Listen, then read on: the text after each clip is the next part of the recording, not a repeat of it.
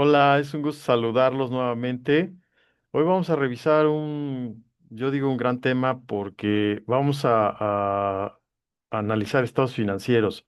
Vamos a explicar todas las razones financieras, las básicas o elementales que se utilizan para analizar estados financieros.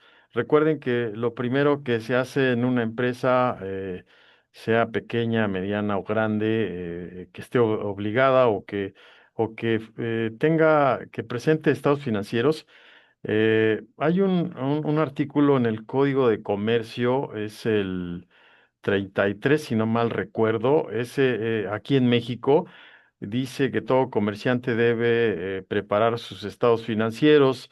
¿Para qué sirven los estados financieros? Bueno, lo que se hace es tener la realidad de la empresa. Yo siempre he dicho, los estados financieros siempre deben reflejar toda la situación financiera del negocio, qué tiene el negocio, qué debe, cuánto le queda al negocio e igual ver sus resultados, cuánto ganó, si perdió, igual su flujo efectivo, igual cómo se movieron su capital contable, ¿no? En este caso, las utilidades, si hay reservas, entre otras cosas. Pero hoy en especial vamos a revisar las razones financieras y me voy a enfocar a las razones de liquidez.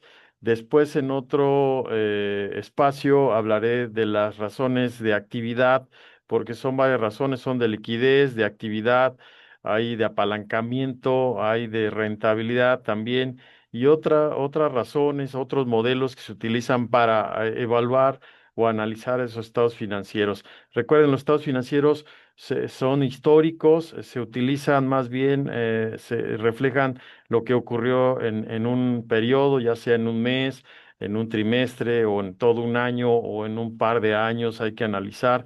Y también otra cosa importante del análisis de los estados financieros es que pueden ser horizontales, verticales, es decir, de un solo periodo, por ejemplo, la misma empresa a nivel interno, pero también puede ser de varios periodos, en el periodo actual,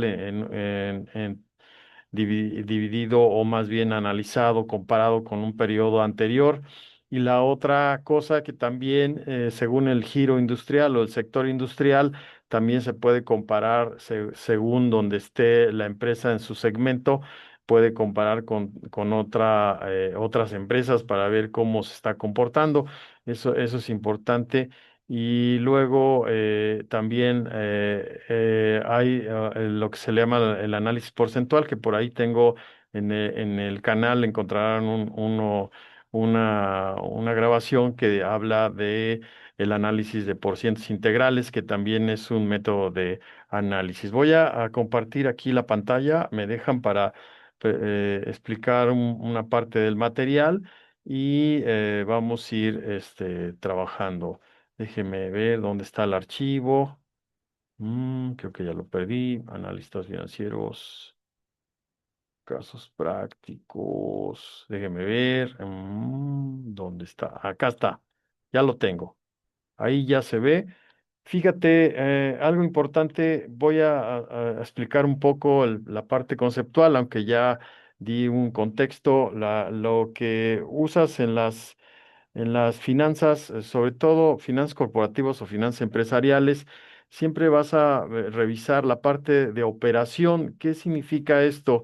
Las actividades normales de la empresa. Ahí tú vas a encontrar primeramente los estados financieros con sus explicaciones, sus notas, los cuatro estados financieros básicos, desde el estado de resultados, el estado de situación financiera o balance general, como se le conoce, el estado de flujos de efectivo y el estado de cambios en el capital contable, son los estados financieros básicos. Una vez que tienes esos estados financieros, bueno, hay que aplicar un análisis detallado, ya les decía, o un análisis de porcientos integrales, que lo que haces es comparar tus pesos, bueno, los llevas a una expresión en porcentajes. Insisto, por ahí está un material, lo pueden revisar cómo se hace ese análisis. Y luego vienen las razones financieras, que lo acabo de decir, que eso nos vamos a enfocar en estos contenidos. Vamos a hacer el bloque de razones de liquidez, razones de actividad, de apalancamiento y de rentabilidad principalmente. Y posterior podríamos hablar de algunos modelos que son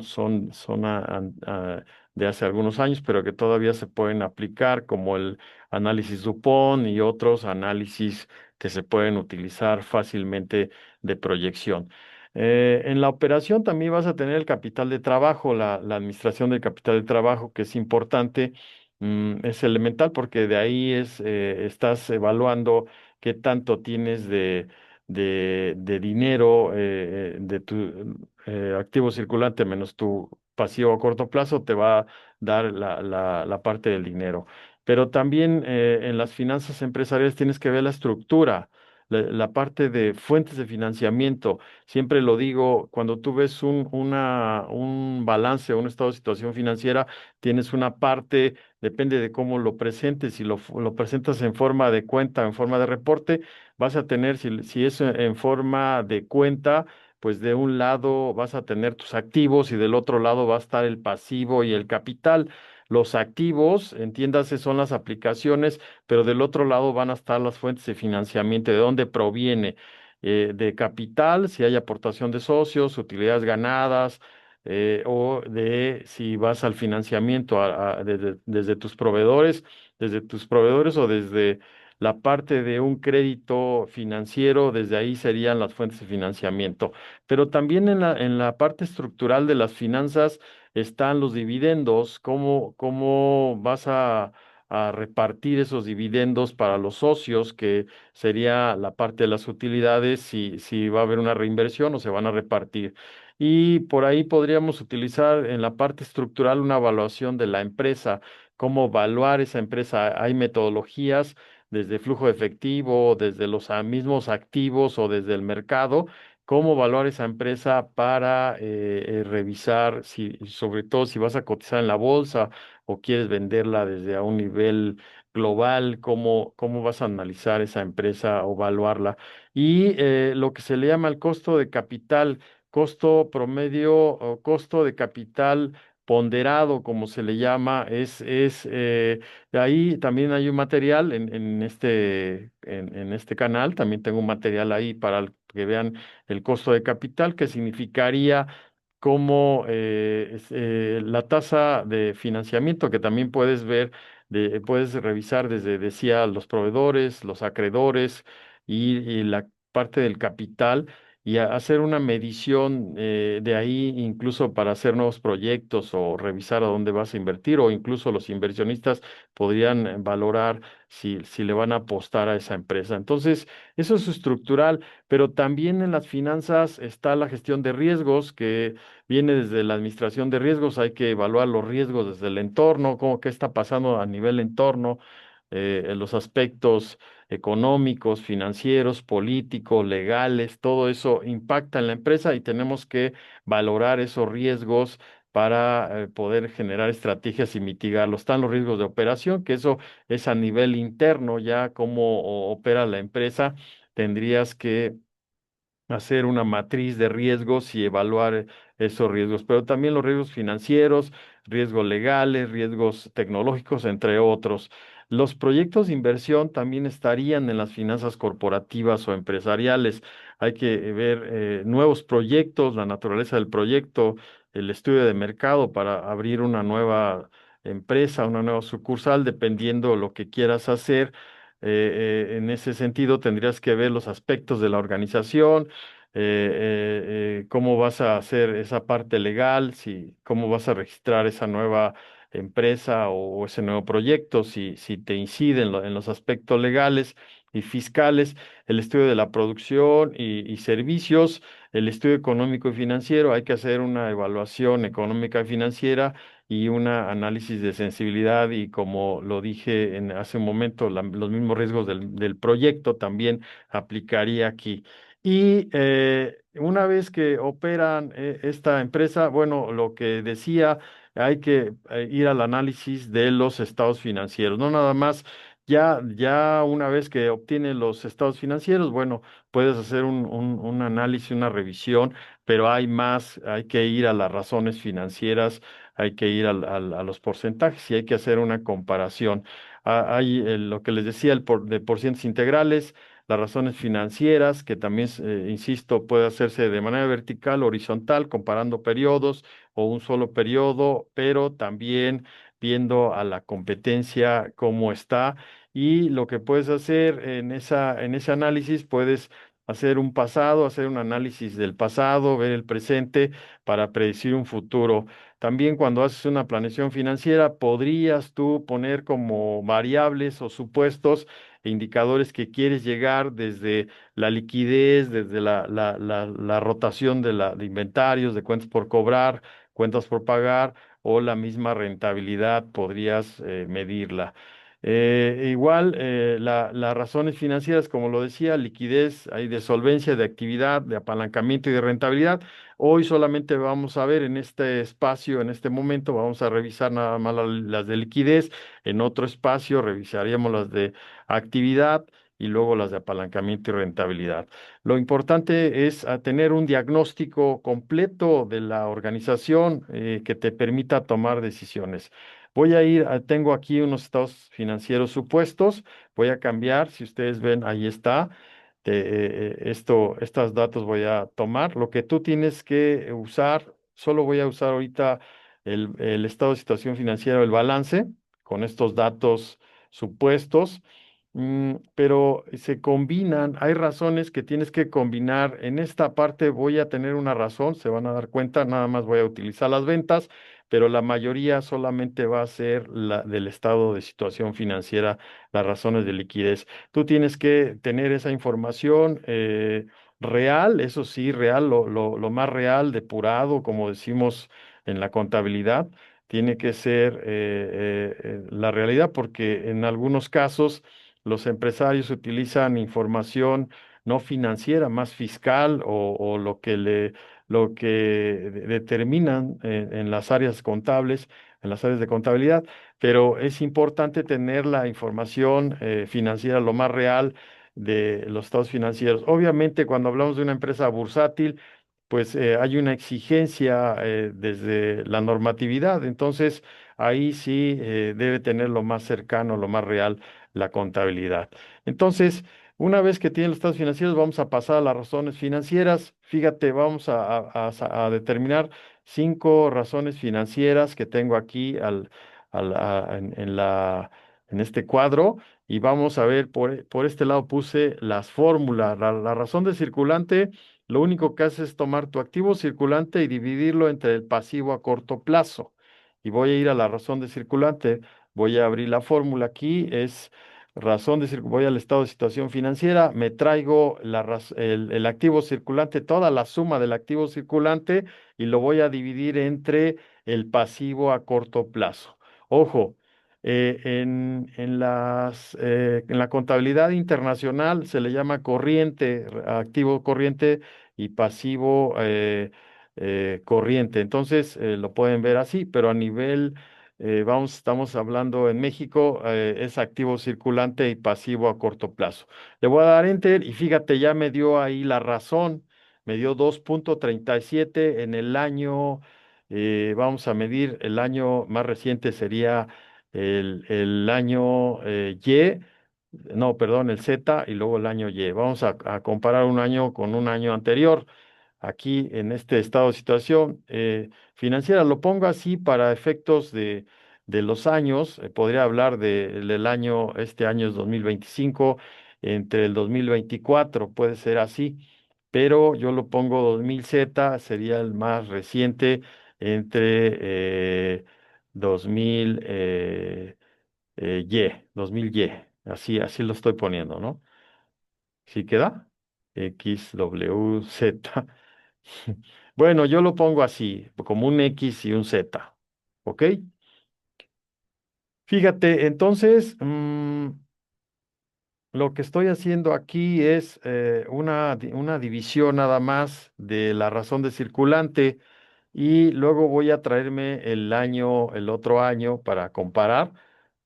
Ahí está, y tomo el activo circulante entre el pasivo a corto plazo. Ahí está. Y fíjate, se parece, no hay mucha variación en la razón de circulante.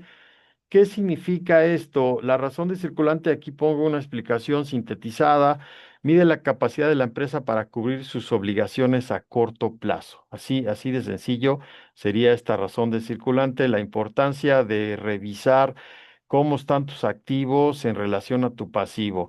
Y nos da 2,37, 2,29. Si lo leemos, también podría decir que yo tengo en el año Z, tengo 2,37 para pagar un pasivo, es decir, tengo 2 a 1 o 2,37 a 1 para cubrir esa deuda que tengo a corto plazo. Y en el año Y tengo 2,29 para cubrir uno. O sea, tengo 2 a 1, vamos a decirlo así. Una relación 1 a 1 estaría presionado ya, tendría presión esta empresa para cubrir su pasivo a corto plazo. Entonces, la lógica es dos, aunque también si ustedes evalúan algunas empresas, algunas están 1 a 1 o incluso algunas andan presionadas y puede ser, por ejemplo, la razón de tesorería, se van a dar cuenta ahorita, siempre da abajo de 1 porque es muy exigente esta razón. Aquí estamos hablando de todo el activo circulante entre el pasivo a corto plazo. Ahí está la fórmula. Vamos ahora a revisar otra razón, que sería la razón rápida o la razón de la prueba del ácido, como le llaman. Y esta, ¿qué significa? Lo que tendrías que hacer es tomar tu activo circulante, pero le excluye los inventarios, le quita los inventarios. Es más líquida, es más fácil, yo lo veo así, sencillo. Si tú tienes tu efectivo, caja, banco e inversiones temporales, pero también tienes cuentas por cobrar, las cuentas por cobrar, pues las puedes hacer, las puedes convertir en dinero, pero los inventarios es más complicado porque tendrías que hacer la labor de venta. Todavía no has logrado una venta, un documento por cobrar. Y entonces por eso se excluye y es una razón rápida, tiene algo de exigencia. Vamos a tomar los datos del balance, le voy a poner igual, un igual, abro paréntesis para traerme el activo circulante, pero le quito el inventario, le voy a poner menos inventarios. Aquí está, ahí está parpadeando y voy a cerrar el paréntesis y ahora sí entre mi pasivo a corto plazo. Ahí está, a corto plazo y voy a darle enter fíjate, la razón del circulante era más de 2 y la prueba del ácido resulta en este caso 1,87. Ahí está. Y voy a de una vez a hacer el otro año para comparar los 2 años.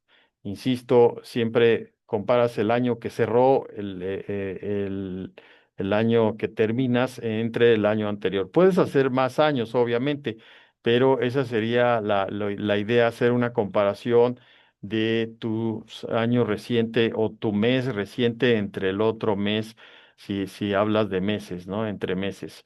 Le voy a restar aquí el inventario también.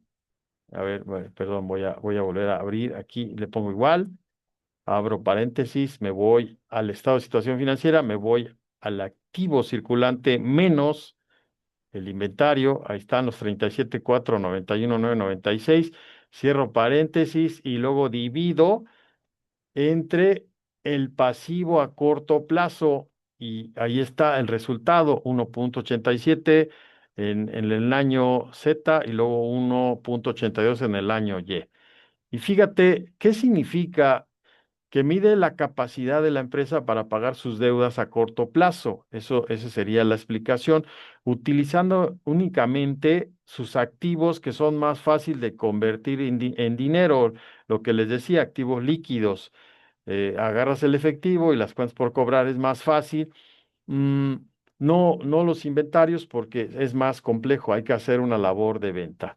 Y vamos a hacer la razón de tesorería, que es todavía más exigente, ahí nada más utilizarías de tu balance el efectivo, como se le llama según la norma de información financiera, o efectivo y equivalentes. Si tienes dinero en caja, más bancos, más inversiones temporales, sería eso nada más. Es una razón más exigente. Voy a abrir paréntesis y aquí tengo el estado de situación financiera. Bueno, aquí ya lo tengo, efectivo y equivalentes de efectivo entre pasivo a corto plazo. Voy a cerrar y fíjate, me dio menos de uno, ni siquiera me dio punto cinco, ni siquiera llego. Es una razón muy exigente. Tengo punto 36 centavos para cubrir un peso del pasivo, se podría leer así, sencillamente. Si acá arriba tengo 2,37 para cubrir uno, en la prueba del ácido tengo 1,87 para cubrir uno, aquí tengo punto 36 centavos para cubrir un peso. Es más exigente porque es mi flujo de efectivo en- que tengo para cubrir el pasivo a corto plazo. Por eso se llaman razones de liquidez, nada más miden el circulante, tanto el activo circulante y el pasivo a corto plazo. Voy a hacer el siguiente año, me traigo bueno, tomo el efectivo y equivalentes entre pasivo a corto plazo y fíjate lo que va a ocurrir, punto 41, ahí está, y significa la capacidad que tiene la empresa para pagar sus deudas a corto plazo utilizando sus activos más líquidos, solamente el flujo de efectivo. Ahí está. Y ahora voy a hacer el capital de trabajo activo circulante. Esta es sencilla. eh, Cuando ya nos involucramos más a las finanzas, entendemos rápidamente el balance, el estado de situación financiera, y una vez que tú ves tus activos, esos activos circulante o activo corriente, sería el capital de trabajo, y réstale el pasivo a corto plazo o el pasivo circulante, como se le conocía, o el pasivo corriente. Solamente no quites el a largo plazo, ese no. Activo circulante menos pasivo a corto plazo y te va a dar tu capital de trabajo neto. Eso sería, es muy común esta razón, se utiliza mucho en la práctica en las empresas y lo que va a hacer aquí va a resultar en pesos, ya no te resulta en veces, sino en pesos, porque las otras razones son las veces. Y aquí voy a tomar el activo circulante menos. Déjame ponerle menos el pasivo a corto plazo. Y fíjate, quiere decir que esta empresa, una vez restando su pasivo a corto plazo, tiene 96 millones ahí, 96, 464, 441, tiene eso mm, de dinero. Fíjate, y vamos a hacer el siguiente periodo para comparar, para efectos de comparación, el activo circulante menos el pasivo a corto plazo. Y fíjate, tiene más 102, 388, 912. Y ahí se puede ver la variación.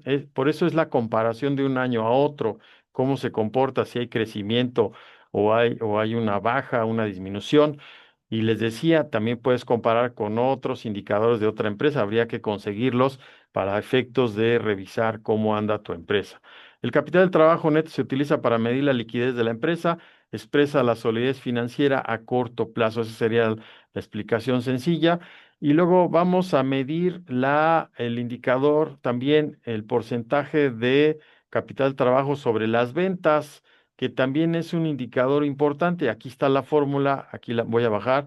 Ahí está porcentaje del capital de trabajo sobre las ventas. Lo que tendrías que tener ya tu capital de trabajo neto, dividirlo entre las ventas anuales y expresarlo en porcentaje, es decir, por 100, y ya te va a dar un porcentaje. Aquí ya vamos a empezar a crear un porcentaje. Entonces, lo que hacemos es tu capital de trabajo sobre las ventas, ahí está, ya lo tienes arriba. Fíjate, voy a ir otra vez a la fórmula para que la veas. Capital entre ventas anuales por 100. Entonces, yo ya lo tengo aquí determinado, por eso lo puse arriba, y me voy al estado de resultados, solo que aquí no puse el estado de resultados, nada más puse las ventas. En las siguientes razones voy a usar el estado de resultados y ahí se van a dar cuenta cómo hay una combinación de razones. Fíjate, ahí ya me dio un error, es que tengo que hacer esto, abrir un paréntesis y luego entre. las ventas y cierro y le pongo por 100. Bueno, es que como ya le puse ahí porcentaje, entonces ya no le pongo por 100. Eso es cuando no tengas acá en el Excel, recuerda que tú haces arriba, ya lo pones en porcentaje. Entonces aquí ya te dio el 50%, te dio directo, ya lo está expresando la fórmula, es un 50,50 o 50%. Voy a hacer la otra de una vez, entre las ventas, ahí está, y da 58. Un indicador financiero clave para evaluar la eficiencia con lo que la empresa utiliza su capital de trabajo para generar ingresos. Se mide la eficiencia. Aquí recuerden, algo interesante en este indicador es, mm, recuerda la importancia de este indicador porque lo que harías aquí es medir la eficiencia de tu capital de trabajo.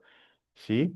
Es una situación importante que tienes que revisar siempre porque un porcentaje de bajo puede indicar una gestión en este caso, una gestión eficiente del capital de trabajo significaría que la empresa pues necesita invertir menos capital para generar ventas, pero un porcentaje alto puede sugerir ineficiencias que la empresa necesita mantener niveles de ventas, niveles más altos de activos circulantes como inventarios, cuentas por cobrar en relación con sus ventas. Es importante este indicador, insisto, porque lo que hace es medir ese capital de trabajo entre tus ventas anuales netas y indica cuánto capital de trabajo se requiere para respaldar cada unidad monetaria en las ventas. Sí, el valor óptimo varía de cada empresa, tiene una variación según cada empresa. Entonces, por ejemplo, aquí tenemos 50% y 58% del indicador. Entonces, aquí estarían, yo voy a estar trabajando así el demás contenido, las fórmulas de este lado, la explicación de manera sintetizada y aquí la estructura comparativa de las razones financieras. Mm, con esto terminamos este material por hoy. Las razones de liquidez, como lo decía. Después vamos a revisar las razones de actividad, las razones de apalancamiento, la de rentabilidad y otras razones financieras que se aplican a los estados financieros. Muchas gracias a todos. Es un gusto estar en este espacio. Hasta la próxima. Sean felices, por favor.